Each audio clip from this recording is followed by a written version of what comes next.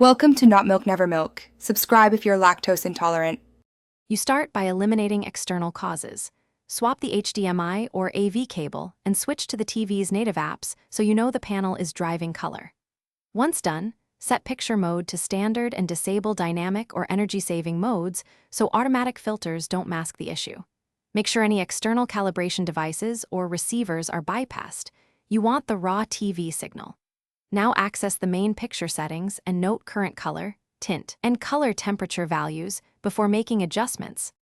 Next, perform careful, small changes. Adjust color and tint in 1 to 5 point steps and observe skin tones and grayscale.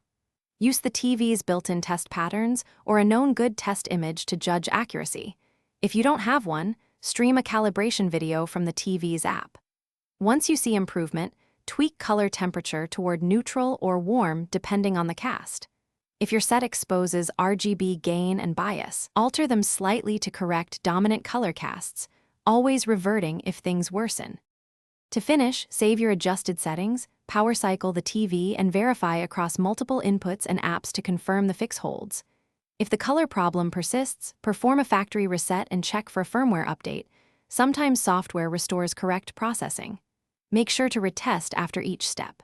Troubleshooting tip: if color issues remain after resets and cable swaps, document the exact symptoms, single color tint, vertical bands, or colors missing, because that indicates a hardware fault requiring professional service. Thanks for watching. If this was helpful, leave a like and consider subscribing. See you next time.